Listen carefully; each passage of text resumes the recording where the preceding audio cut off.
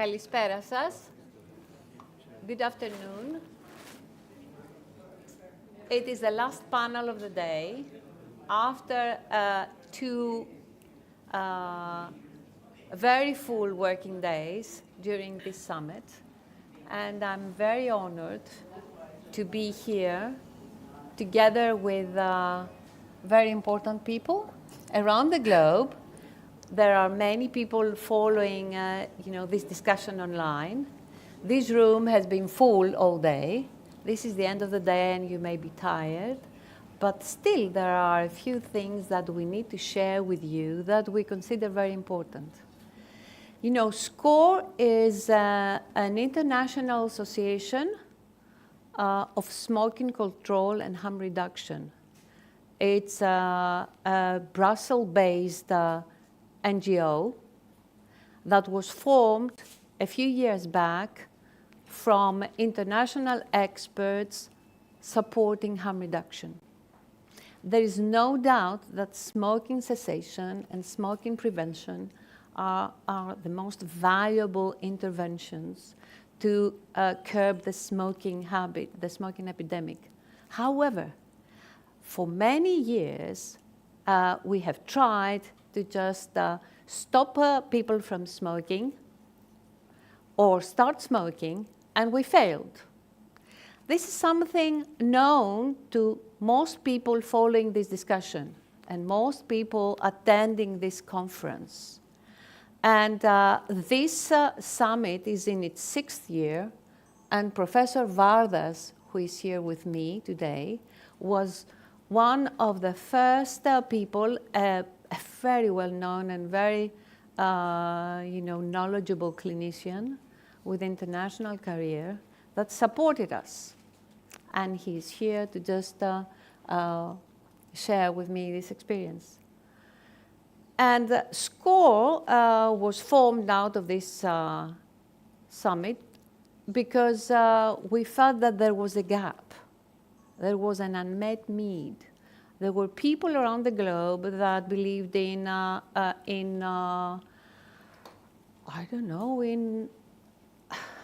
they had convictions, they had ideas. We're supposed to be a scientific summit, which means that we are led from the principles of science, from evidence. But we've seen throughout this summit, the last 2 days, that many people around the globe are misinformed about what smoking does, what vape does, what alternative tobacco products do, and we have to just fight WHO.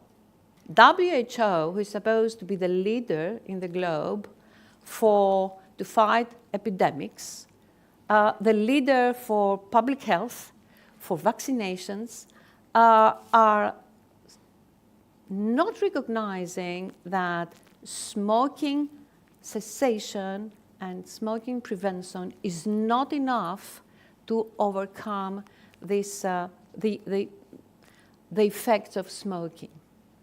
So last year, for the first time, we said we are so small, although we try hard, and although we are, we have people around 17 countries, we are so small, and we need to just create a network and ally with other associations, with other like-minded people. And for the first time last year, we invited other harm reduction associations to join us in this summit, but offline also. Why? Because we want to share practices, we want to share experiences, we want to just find common ways to convey the right messages that will be understood. I am a scientist, but an expert in scientific communication. My job is to say something simple that may be understood. And we know that although scientists have fought for many years to just convey the message of harm reduction with respect to smoking, we haven't done so good. We haven't really been successful. On the contrary, from this two-day conference, it appears that the more people are uptaking vaping and novel nicotine products or alternative to tobacco, the more the resistance increases. So instead of achieving more, we achieve less. And this is why we just make a plea to other organizations. We know that many of you represent some, there are many, to just connect. And today I would like to present to you some organizations that have not been with us. They are with us for the first time. And, you know, Tim Phillips, we had some people who just had to leave because, you know, their flights were so, they were here, we probably met them and discussed with them. But we asked them to just make a video statement that will be shared with you. We also have some people online who will join afterwards. I mean, Professor Mata from Philippines. And we also have two distinguished ladies here that will share the discourse with you all. Can we have the video, please?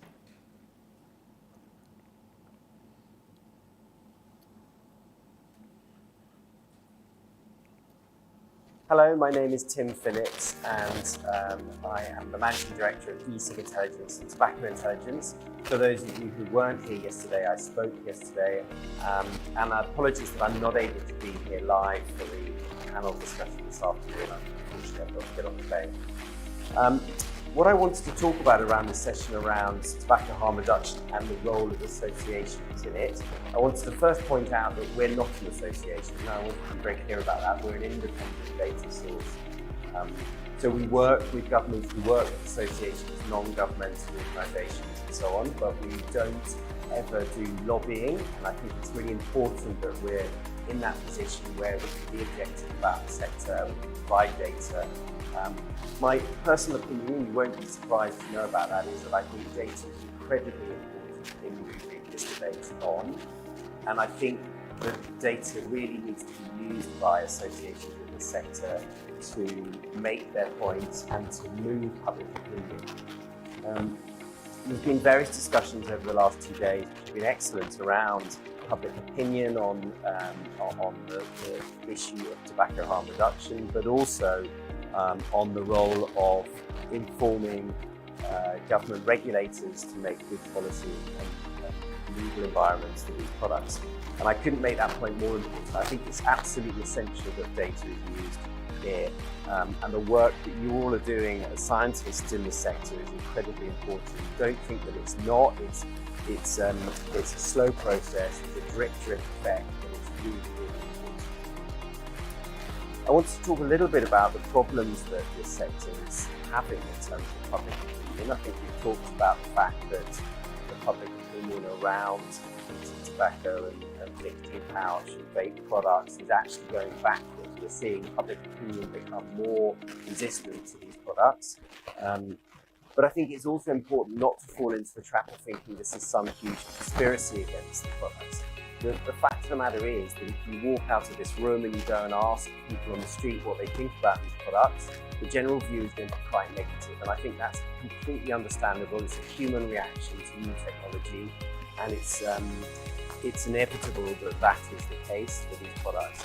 So hence all the more important that you guys are doing the science to back up the facts around these products and make that clear, and that will be what moves public opinion and ultimately regulation.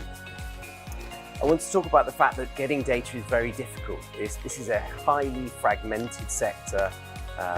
When you look at the products, they're continually changing, they're being updated, particularly in things like vape. Every year there are new products out there. And so the science around that needs to change, needs to react with those changing products. And this is a difficult sector to get data on. If you go and ask consumers about their habits concerning nicotine, you're often going to get very strange data back, very different reactions to surveying people about their nicotine habits. around the second point, I suppose, around bringing data in is to inform policy making and eventual regulatory regulation forming. And I think as we've talked about over the last 2 years, I think that in many cases the battle for tobacco harm reduction is something that's being lost at the moment. We're not convincing people that tobacco harm reduction is a good thing. And a lot of regulators are moving to putting these new products in the same category as tobacco products, combustible tobacco products, and attending towards regulating them in the same way. But again, as some people have talked about, enforcement. But we heard very important data that Tim Phillips presented. The fact that it's an independent consultancy that gathers data and policies around the globe gave us a very good picture of what is going on. And one of the issues that we identified during these 2 days is how important data are, because for all those who believe that policies should be based on evidence and data, support all this work, and our effort will be to just create more and more data so that politicians will have a very good reason to just decide otherwise from what data showcase. And I will not go to the second video, but I would like to just ask one of the two ladies, Mary Stamp, yes, to just share with us your experience and... Okay, so my name is Mary Stamp, and I'm a trustee for the New Nicotine Alliance UK, the NNA. We are a group of individuals who together and as a group work with leading smoking and tobacco researchers and policy analysts to contribute towards the understanding of tobacco harm reduction. We're not for profit, we're independent, our policies are evidence-based, and they focus on the health of consumers and the wider public. Thank you very much. And I would also like to ask Jeannie to talk a little bit herself. Thank you. I'm Jeannie Cameron. I have my own consultancy, but today I'm representing the UK Vape Industry Association. And it's an association of over 100 members within the UK and some from overseas. And it was very happy to be part of the SCOHRE consensus, because it read your consensus document and was very happy to sign on to that, because it's looking at the need that we've heard over the last 2 days to bring the science and evidence on tobacco harm reduction to those that need to hear it. I think one of the things that the UK Vape Association does bring together, and in fact it's having a conference on the 10th of November, it does bring together business, industry, regulatory experts, people from all sides. I think one of the things that we have as an issue is the translation of all that really good science into something that policymakers can understand. As a person that has been around this issue for 25 years or more, and not being a scientist but being a policy expert, some of it is even though I know the issues very well, it's very hard to understand. So it actually made me think, I can see possibly why politicians who make their decisions a lot of the time on the media, or what are the headlines and what's there, our message perhaps isn't getting across in a way that it needs to. I think over time the evidence and all of the science of tobacco harm reduction will come together and prove that, but perhaps we need to be better at translating that. And in doing that, I think what you've put together here is a very good organisational structure to try and do that by bringing everyone together. And I think that's quite unique in that so many of the other conferences, they focus just on maybe vaping or others. And I think tobacco harm reduction, as we've heard, is all about all options that consumers can choose from. And the UK Vape Industry Association, although it represents vaping, it acknowledges and accepts that consumers need choice. So heated tobacco products, snus and nicotine pouches are all something in the remit that they project. And I think what we can do is from our, the industry that or the association, is to try and take that science and get it to policymakers in a much more digestible format. And I think next year, having more policy people here to listen to those scientific messages, and if the scientists can present things sometimes in a little bit what we'd call plain English, it would be probably easier for them to get that message. But I think it's a great start, and the collaboration is truly it's to be recommended and congratulated. And congratulations to you, Professor Vardas, for initiating such a forum and to present this and bring the tobacco harm reduction issues together. Professor Vardas is, he's a professor of cardiology with an international career, hundreds of publications, and I remember several years back, I said to him, I just need to push forward this. And he said, are you sure? This will be very hard.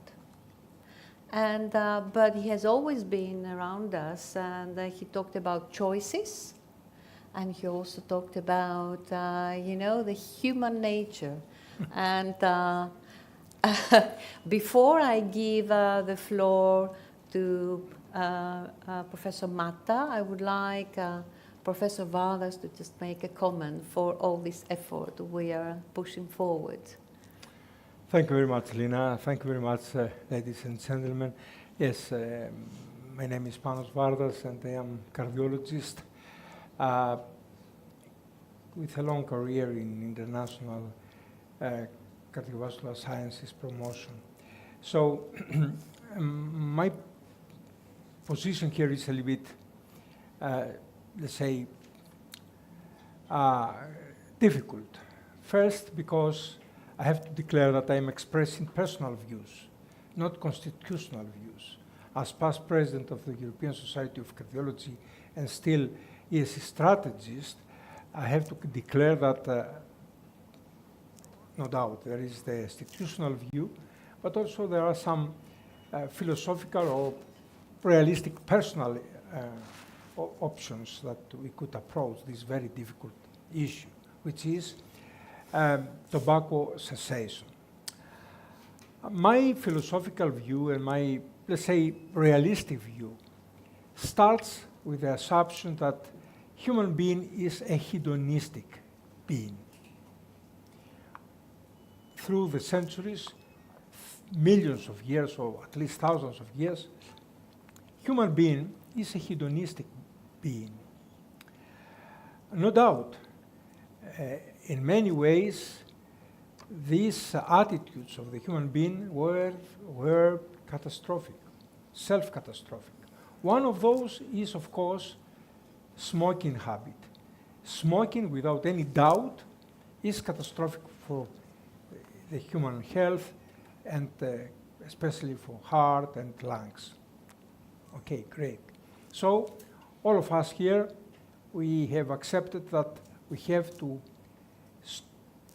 organize our efforts how to stop smoking, the classical smoking. The ideal alternative is the complete absence and refrain from smoking and any kind of tobacco products. No doubt, this is the ideal. However, as I said, between the ideal and the catastrophic, sometimes we have to recognize alternative ways, practical and realistic for the human being. For example, according to the WHO, 1 glass of alcohol per day is harmful, correct? This is the official message of WHO. It says that the daily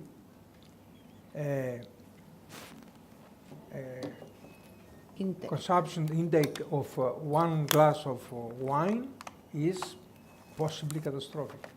But on the other hand, there is the realistic attitude and the practical attitude of millions of persons through the centuries. They are like to consume 1 or 2 glasses of wine. Talking about smoking, talking about harm reduction. No doubt, any well-documented product leading to a harm reduction is very well, should be very well discussed and then possibly accepted. But, as all the time I'm arguing here, Lina, for me, the most important is evidences, scientific evidences. Before we have to accept any product presenting itself as a harm reduction product, we need desperately to get well-documented evidences. Okay? Since we recognize that one certain product has indeed less risks than the classical smoking, it's something for further discussion.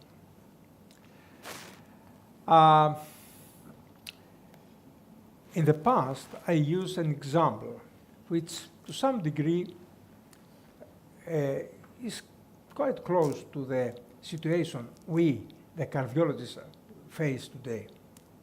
You know, the priests in Africa, Catholic priests, should follow the dogma, the doctrine of Pope. And the doctrine of Pope is clear. The abstinence. Sorry? It's clear that to use any kind of protection during the sex is forbidden, according to the Pope doctrine, correct? This is not, here is black and white. Pope accepts, does not accept any way for sex more safe protection. However, the priests in Africa know very well that AIDS is such high there that not to suggest to the persons in Africa to use protection during the sex is not practical. So these poor priests have to select between the reality and the doctrine.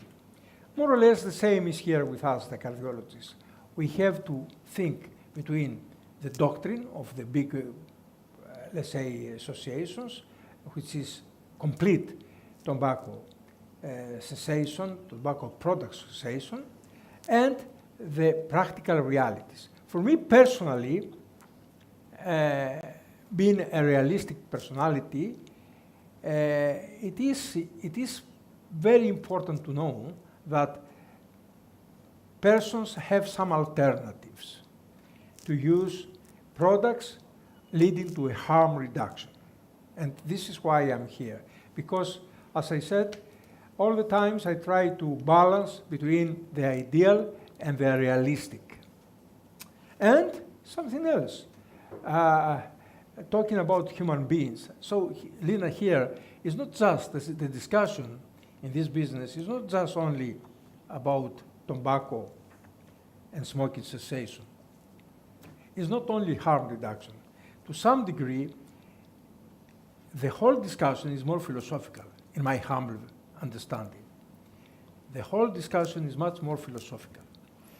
If human being could be completely sterilized for any kind of hedonism, because hedonism, to a significant degree, is dangerous.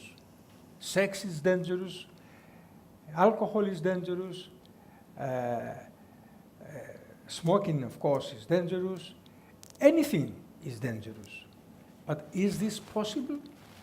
Is this possible to sterilize human beings? What I'm not listening, it is cannabis. Cannabis is not discussed in this discussion. It's only all the time in the international organization meetings, the risk of cannabis is not discussed, which is strange, very strange. Anyway, I'm not sure if I have passed my, let's say, pondering to the audience, but again, I'm here to discuss evidences, realism, and to see how human beings could enjoy a little bit their life, if they like, but with much less risks during these products consumption. In the previous panels today, we refer to snus. We have so much data from snus as a safe way of nicotine use for years and decades. And Professor Heino would have been here, but he talked to us earlier, and also Konstantinos Farsalinos also, and many other people talked about that. But what happens, this discussion, unfortunately, is not only philosophical, is that we have data, compelling data, that if you use safe products of tobacco like snus, and now we have even products, tobacco-less products of snus, you can still be addicted to nicotine and at the same time smoke-free. So I would like Professor Mata to join us online and state his view. Hello, Professor Mata.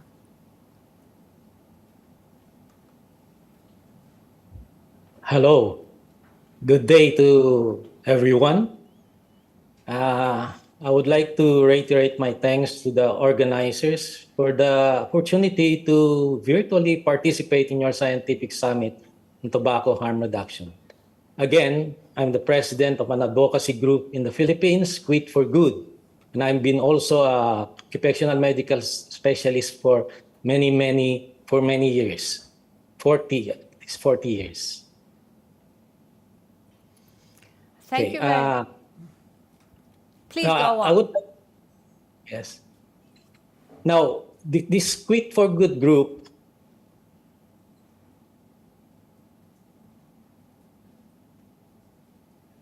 tell us more about about your group. Tell us more good, about the actions. Advocates real and practical solution that seeks to eliminate once and for all the leading cause of preventable death and diseases, smoking combustible cigarettes. The approach is to stop smoking altogether. This is the gold standard of our main thrust as an advocacy group. Unfortunately, not everyone is successful in quitting and wants to quit smoking. Having said this, it is about time that we all recognize the effectiveness of vapor products or e-cigarettes and heated tobacco products as a risk reduction strategy for adult smokers. If we are talking about smoke-free alternatives as replacement therapy, there are still 14 million Filipino smokers with measly quit rate of 4%, measured as of 2021, which largely remained unchanged from 2015, where smokers only rely on quitting cold turkey or pharmacological nicotine replacement therapies like nicotine gums, nicotine patches, nicotine sprays. The cold facts on smoking prevalence in the Philippines are a testament to the ineffectiveness of these options. in addressing the Filipino smoking habit. In that case, we should look into other ways of reducing the harm associated with smoking rather than seeing recalcitrant smokers going back to combustible cigarettes. But is there adequate application of harm reduction principles in clinical practice? Well, there is a strong need to educate both adult smokers and medical experts on the science behind the less harmful nature of smoke-free alternatives to combustible tobacco, such as vapor products and heated tobacco products. Clinical application of tobacco harm reduction as far as vapor products and heated tobacco products are concerned should be augmented to fast-track the decline in smoking prevalence. When I am approached by a recalcitrant cigarette smoker, I always tell them to quit smoking altogether. That is the best route to eliminating the harms of combustible cigarettes. But I also know that a significant number of my patients do not really quit. To counteract this phenomenon, our advocacy group for other ways of quitting combustible cigarettes becomes impactful. This is when vapor products and heated tobacco products come into play. Of course, the best way to achieve an optimal decline in smoking prevalence is quitting smoking cigarettes completely. This is the main pillar of our advocacy. If cold turkey is not feasible, there are nicotine replacement therapies such as nicotine gums, nicotine patches, and nicotine sprays available in markets, which wean smokers off the deadly habit. Though, as I have mentioned, the success rate is very, very low. But for progressive doctors like me, like myself, we do not give up and instead go to another level in the risk reduction spectrum. And that is recommending smoke-free vapor products and heated tobacco products to recalcitrant smokers. This is, in fact, where tobacco harm reduction is anchored to. Now, on the part of the policy makers, how should they evaluate harm reduction strategies from an investment versus outcome perspective? Well, it is also high time to throw the whole kitchen sink when it comes to incorporating tobacco harm reduction strategies in policy making. Promoting the health of adult smokers by providing access to less harmful alternatives to smoking, such as vapor products and heated tobacco products, is worth every penny of the national coffers. But according to WHO, World Health Organization, combustible tobacco smoking kills more than 8 million people each year. More than 7 million of those deaths are the result of direct tobacco use, while around 1.2 million are the result of non-smokers being exposed to secondhand smoke. This is a wake-up call for every government to genuinely invest in the improvement of overall public health by any means possible. The best way to avoid the harms of cigarette smoking is, again, as simple as quitting completely. Inasmuch as we want all smokers to quit, in reality, not everyone would want to quit. We in Quit for Good put forward that the traditional quit or die approach to public health must be abandoned immediately. As I've said, a third option must be available to our adult smokers who do not wish to quit: tobacco harm reduction through the use and promotion of safer alternatives such as vapor products and heated tobacco products to combustible tobacco should be employed to substantially reduce the risk of death and disease of smoking. Laws and government policies should be revisited, carefully calibrated to ensure that adult smokers are made aware of the less harmful alternatives available and given the option to shift to these alternatives, while minors and non-smokers are protected. Overregulating these better alternatives to the point of impossibility of compliance would only perpetuate smoking. Thank you. Thank you, Professor Mata. I will just comment on two things that you said. You said that government should, do carefully calibrated policies. You also said you referred to the global number of deaths, and I wanted to ask you: is your government monitoring the smoking habit? Do they count how many people are smoking? How many people quit smoking? How many people, change to vape? Do you have numbers? Do you have numbers that you can follow through along the years? If a policy changes, and that applies to all of us, I think that whenever you go to your government and say, well, 8 million people die every year, 1 point plus is from passive smoking, or 1.3 billion people are smoking, they are not interested because they prefer local data. Do you have data yourself? I know that some countries like UK, they monitor. Yeah. They have good data, we don't. New Zealand is monitoring. Probably, and other countries also do, we don't. What we have is what WHO really asks us to have, and we have, a survey. And this year, actually, we had a report also in Greece. We have a survey started, funded from the industry. What can we say? It's, it's conducted by one of the top professors we have here in Greece, and a very good team, about the smoking habit. Smoking, the nicotine use, not only smoke. Do you have such data in the Philippines? Yeah, we have data. So we have also the GAT survey in our country.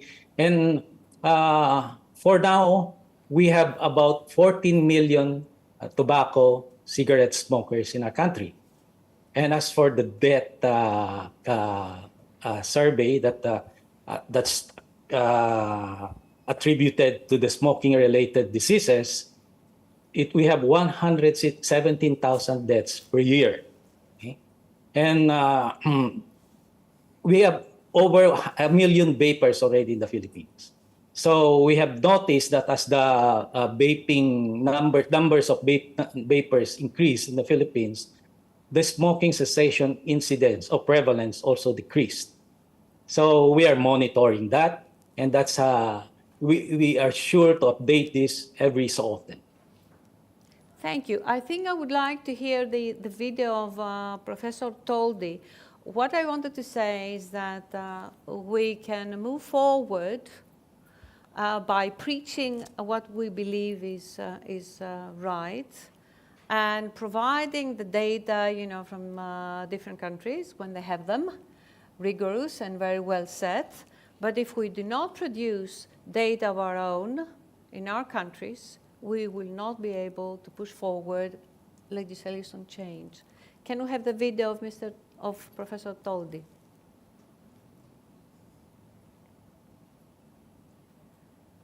So the harm reduction is a global aim, but the focus point of harm reduction is different from country to country. What we did as a harm reduction association in Hungary in the last years, we are trying to focus to the medical harm reduction. So we made a focus program with the ECigIntelligence to the healthy diet. So we created some healthy diet foods, which is cheaper all over in Hungary. It's about 3,000 places. And this is one thing. The other one, we are trying to focus to the patients who are after the heart attack or myocardial infarction, and we are created some trails, some routes for the people who are suffered or who are after a myocardial infarction. In the last 7 years, we created 7 places, about 20 routes for these patients. But now in this year, we doubled the whole places and the number of the routes. And it looks like for next year we will finish this program. So we will cover Hungary about 30 places, and it means 100 trails for the people who are after myocardial infarction, who has hypertonia or diabetes. And of course we are focusing for the nicotine harm reductions. So what we did in the last year, we were about 80 places for medical meetings, and we made 10 to 20 minutes long presentations. So nearly everybody knows about the doctors and the nurses now what the meaning of medical harm reduction in Hungary. So this is what we did in the last year. And actually, because in Hungary there will be some local elections next year, we are trying to focus to give the knowledge about the harm reduction to the decision makers for politics. This is why we made a V4 meeting in Brussels. And after this meeting, it looks like that some politicians can understand what is the meaning of the harm reduction. So probably we will use it in the next year. Actually, so we are in transitions. Nearly everybody knows about the medical field, what the meaning of harm reduction, and we have a lot of things to do in the next year. So we are working. Thank you. I like the strategy of the Hungarian harm reduction group because they are focused. You know, they have a specific trust strategy to medical professionals, and they found a way in their own country how just proceed. You know, Yeah. please go on. As I'm listening the presenters, but also what we are talking for, Lina, again and again, in my mind, it's getting clear that we need metrics and evidences. And this is particularly important for the politicians and the decision makers. It's clear that in this discussion, there are very, very, let's say, dedicated, fanatic supporters of the complete smoking cessation of any kind of similar products, etc., etc. And as I said before, there is the realism around at the moment that millions of persons are still smoking, or at least are using alternative products. In my humble view, if we had clear metrics how much these alternative products, and I'm talking about vape, and I'm talking about heating tobacco, if we had clear evidences indicating that the ischemic heart disease or the lung cancer, because these alternative products has been reduced by 30%, this is indeed a huge, let's say, argument or weapon for those who are in favor of the alternative products. But at the moment, in my humble view, we are still lagging behind of these clear metrics and clear evidences. And what the industry should make, together with the European Union possibly, is to organize clinical trials, surveys, registries, to examine what is if any, the beneficial effect of vaping and tobacco heating versus the classical smoking. Somebody could argue saying, but Professor Vardas, these alternative products are few only years in the market. Actually, progressively, the number of the years accumulated are not so few. It's about 10 years now that we have in the market alternative products, especially vaping, but also heating of tobacco. So now, and progressively during the next years, we have to see. Imagine if progressively we have recognized that persons between 30 and 40 using alternatives of the classical smoking have not developed cancer much higher than the normal rate, the average rate, not normal, the average rate, or heart disease. That will be very important. Well, I would like to ask Mary to just address some of these issues, because I know she has some answers, and also Jeannie. Thanks. Please. So, in the UK, we know that smoking remains the largest cause of preventable death in the UK. Absolutely, and yes. it kills around 64,000 people a year. Yeah. In addition to the immense human suffering, it costs somewhere in the region, and I wrote this down because I always get the numbers slightly off, our cost to our National Health Service, the NHS, is somewhere in the region of 2.4 billion each year. And the wider economic cost, so the cost that comes from loss of work days, loss of somebody who works at all in the home, comes to around 17 billion a year. So these are vast numbers. But progress has been made in quitting. So we know that in 1974, around 45% of British adults smoked. And by 2022, that number was just under 13%. So we know that it is working. And we also know that novel products, all of them, have contributed to that. And that has been recognised in the United Kingdom with the Khan Review, which came out last year. So Dr. Javed Khan ran an independent review, making smoking obsolete. And it was commissioned by the UK Health Secretary, so looking for an evidence base.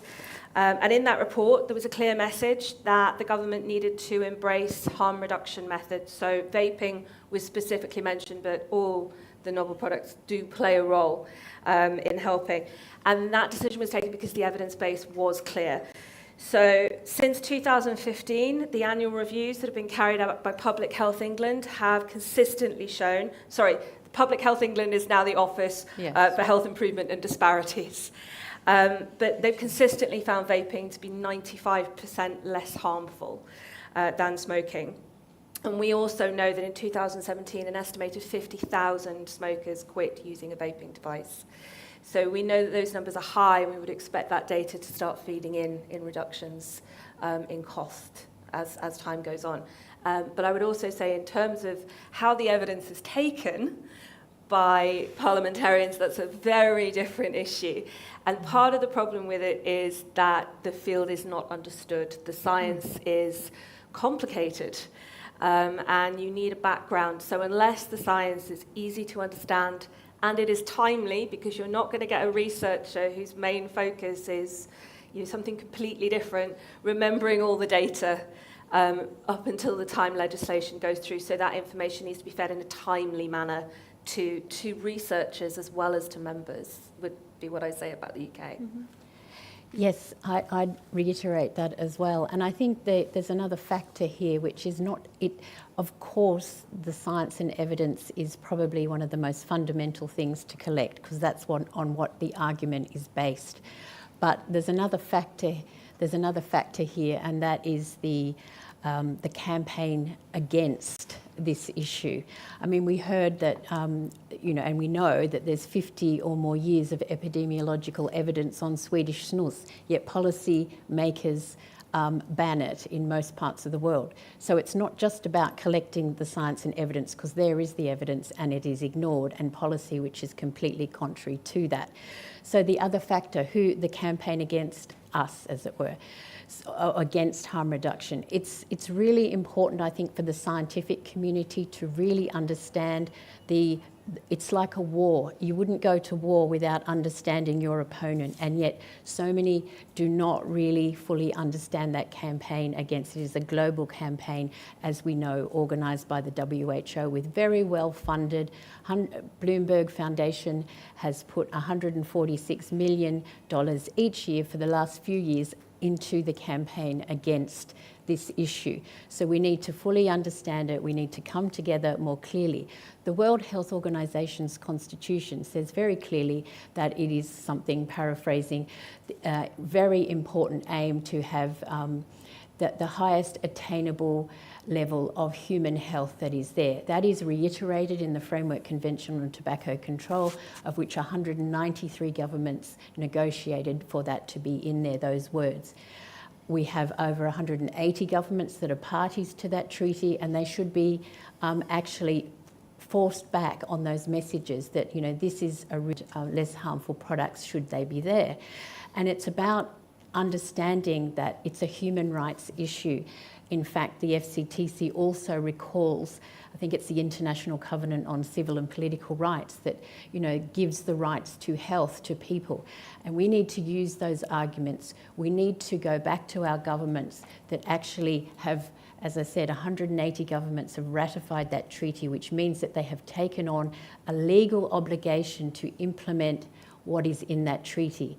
And it says very clearly in the objective, it's against smoke, but it says that that governments must employ supply reduction, demand reduction and harm reduction strategies. You look at Australia and you think, well, it's done demand and supply reduction, but where is the government on harm reduction? And yet it is an equal obligation, and all governments, pretty much, there's only 5 governments that are outside the FCTC ratification that actually do that. And I think the more we can come together and bring and talk about these issues, and so the scientists understand the legal and policy side, and the legal and policy people understand the science side, and we understand consumers who are using these products, why they're using these products. Martin indicated in his speech earlier that consumers are completely ignored. They're not even talked to, not only just in the WHO context, but also in the national context. People just ignore, and yet the stories that consumers have are very, very important.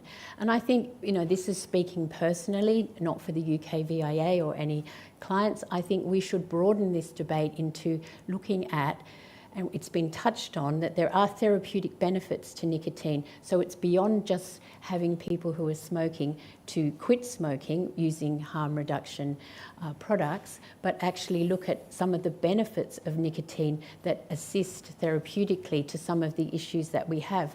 We all know when you get a prescription for high blood pressure or even an aspirin, it comes with a paper inside the packet which says, these are the contraindications, these are the risks.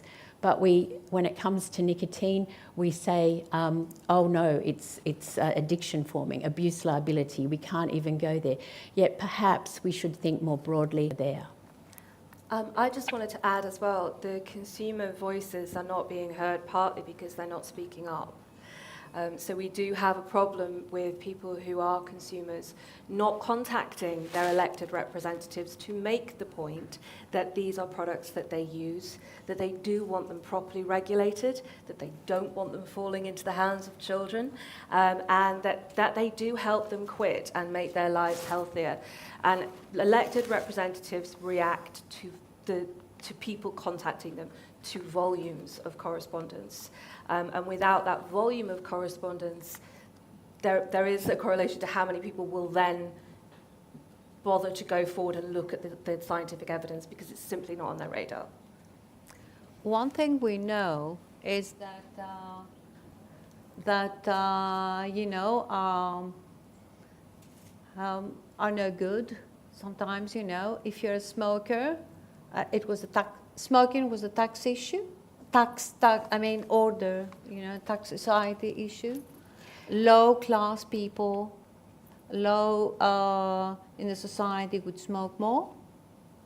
So there are also cultural issues. You can see, we know that people with low income smoke more. I don't know whether it's stress, I don't know, it's habit, because we know also illegal trade is a huge issue in the world. It's getting bigger and bigger, because when we say let's tax more, people would go to the illegal tax. I know that it happens in my country. I know that it happens in many places in the world. Even in Panama, where the COP10 is going to be held and everything is banned, you know, the illegal trade is, you know, is making a lot of money. There are differences. What I know from a harm reduction association that has members who are medical people, scientists, or even consumers, activists, we need to work from top down and bottom up. As associations, we need to just to do our best to just educate professionals, health professionals, about, with evidence, using good data, what they can do when they face patients with problems. And we need to try and also talk to our governments. Now, what we can achieve needs to be, you know, seen in the future.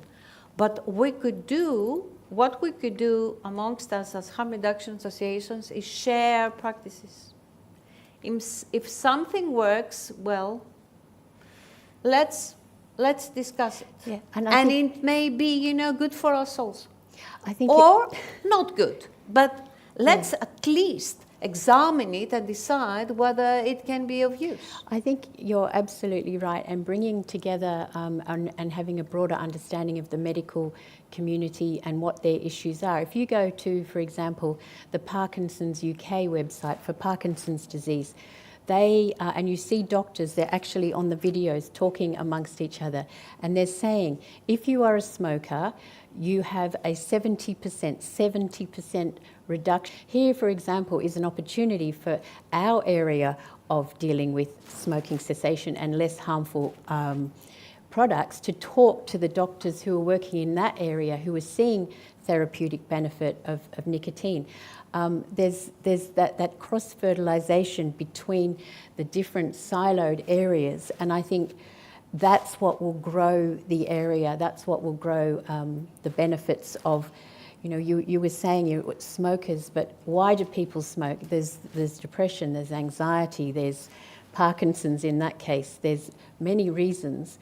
And bringing together the doctors that are dealing with those other areas, and it's an outside the box sort of thing, but I can see things are moving in that direction, because I was absolutely shocked to see Parkinson's disease doctors talking about having people almost encouraging, and it's even written there on the website, to smoke because of the reduction, but they obviously and clearly were not aware or not even voicing the fact that there are less harmful alternatives to smoking, because in that instance, and it was supported by Oxford University Parkinson's things, that nicotine is helpful to Parkinson's people, but it's so much better if they could get that nicotine from the heated tobacco, from nicotine pouches, or from vaping rather than from smoking.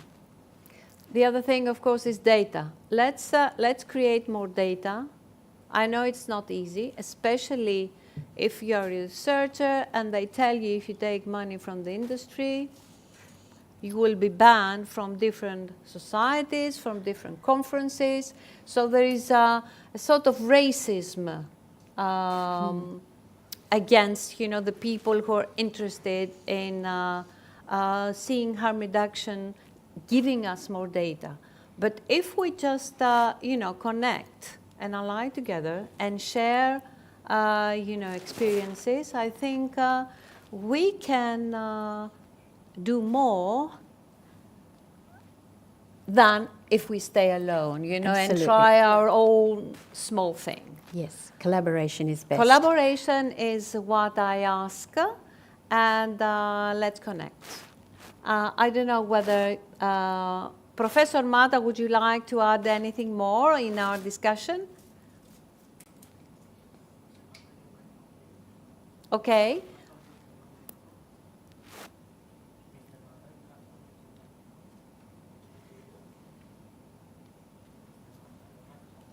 He's mute here.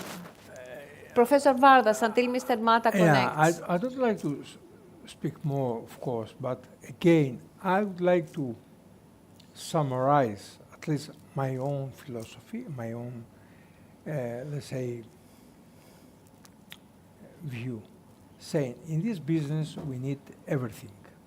First, we need sincerity.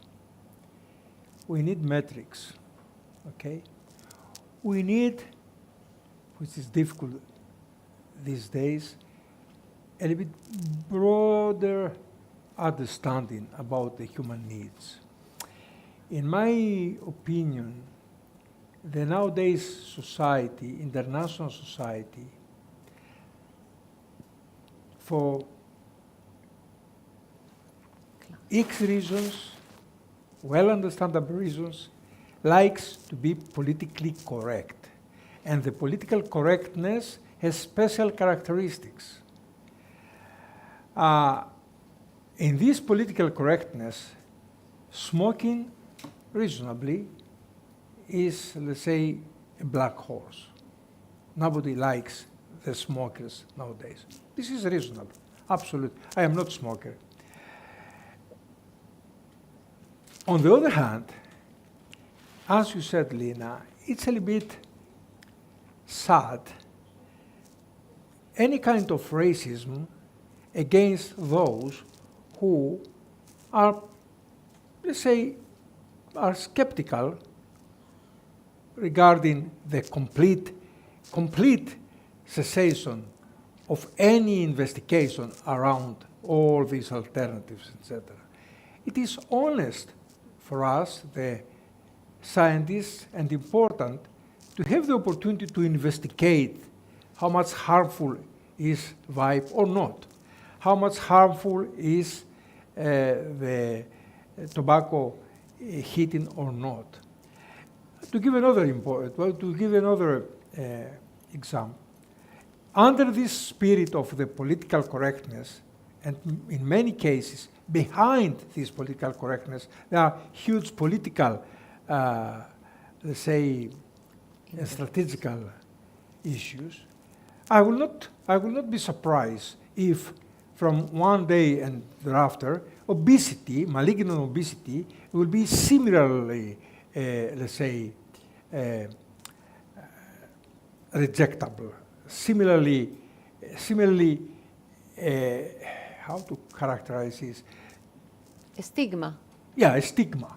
And I will not be surprised suddenly to listen from the healthcare systems that malignant obesity is not anymore such well supported by the social care systems like the normal and well-fitted bodies, correct? We know that insurance companies do not really cover all but risks. I'm going to the discussion to this way. So imagine under this doctrine of the political correctness, anyone who is consuming one glass of alcohol to be stigmatized.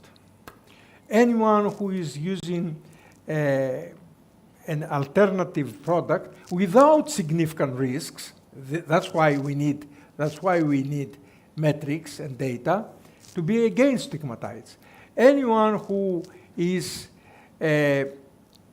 using a little bit more salt, anyone who is obese, all these categories to be stigmatized and to some degree punished by the healthcare system, taxations, etc. There is a fear here. I'm afraid about a community with such sterilized and so much easily stigmatized persons. And as I said once, some years ago, in a big meeting of WHO, and at the same time, I'm really very much concerned why all this business with cannabis never are coming to the international forums. Is cannabis harmful so much, helpful, not important for the insurance companies because does not create ischemic heart disease or cancer? What? Nobody speaks about cannabis. Nobody speaks about all the habits which could be catastrophic for the human being. But it's important to say that here we have an international stigma around any questions and any discussions about smoking, of course, reasonably, and even policies of harm reduction, which is pity. Thank you very much. I would like to thank all my speakers. I would like to thank all of you who are here. You just have to keep that this summit cares about people.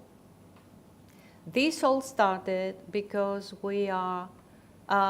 we place people, not patients, in the middle.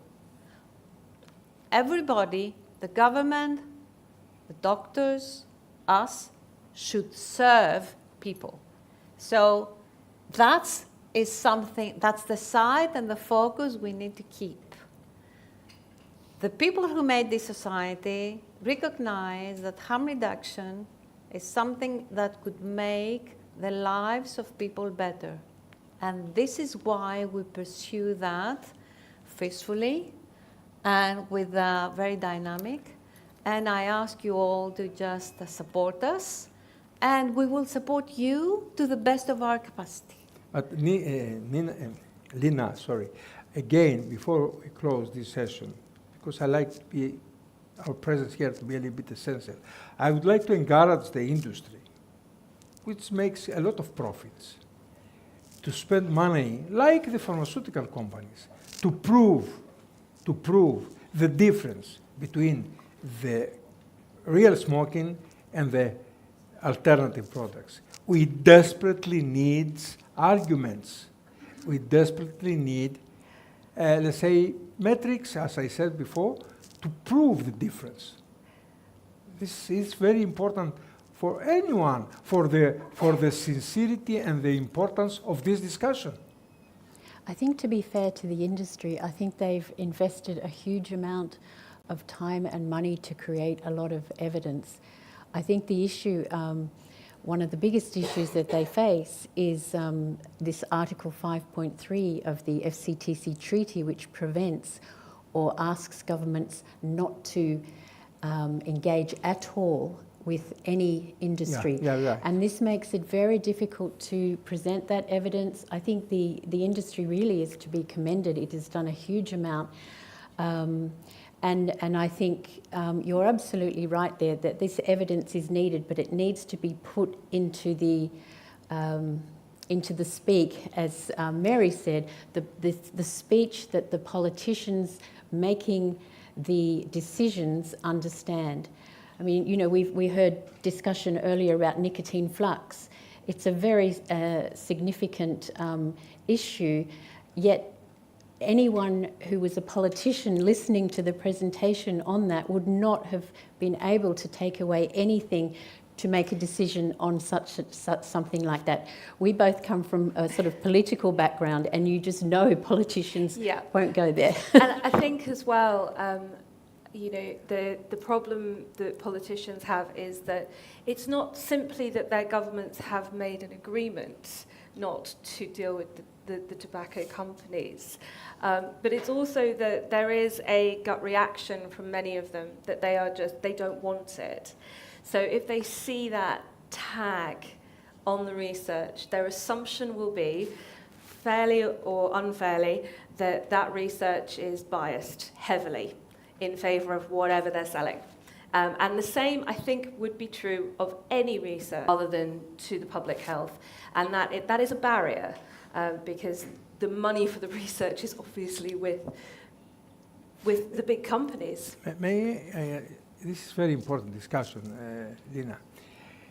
I totally share your views that the scientists nowadays, my community, is in panic to be involved in such honest discussion and in such honest investigation. This is true. But my question is, so why we should not open this discussion? In my opinion, openness and sincerity is the utmost, okay? In front of the European Union decision makers, in front of WHO decision makers,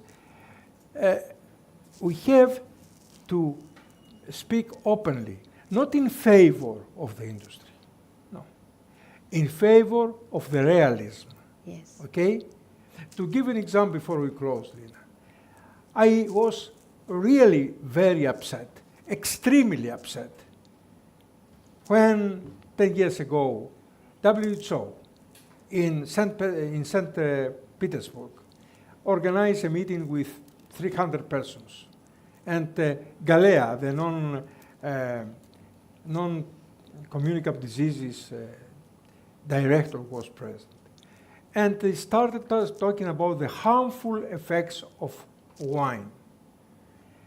Okay, of course, harmful effects of smoking, harmful effects of salt, nothing about cannabis, zero. And I stood up and I said, personally speaking, not as a president of the European Society of Cardiology, I made it clear, excuse me, you're talking about one glass of wine is so much harmful? Because our scientific community, the cardiologists, have even a positive advice. Yeah. And you know the answer? That I was shocked. He told me, Professor Vardas, indeed, even one glass of alcohol is harmful. That's why this evening, in our official gala reception in the Hermitage Museum, only orange juice and water will be offered. Trust me, and I don't like to go here in details. During the gala reception, I asked him for 1-2 minutes to speak. And I said, look, what we are doing here, not in a Christian country, not to offer even one glass of wine for health reasons is not honest. It is, you have to accept that other well-known reasons are behind this decision. I don't like to go further, okay? So openness, sincerity, deep understanding is my recipe. If the alternative products are harmful, we have to abandon. If, as we abandon smoking, but if the alternative products help a significant part of the population to reduce significantly their risk, we have to take seriously into account. As the priests in Africa, as I said at the beginning, are in front of the huge dilemma to indicate, to suggest condoms or not. If they follow the official doctrine of Pope, no. But AIDS is rocketing. If instead are more realistic, more pragmatic, saying, okay, God is Understanding. good, yeah, so condoms are needed. Okay? So this is my realistic approach.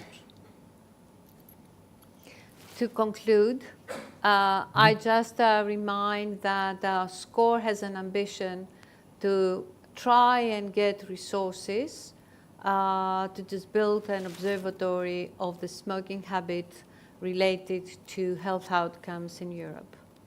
Lina, Now that just... will be... So, yes, Professor Mata, please. I mean, Yes, before the technical glitch, sorry, I was saying something. I would like just to finish that quickly. Course.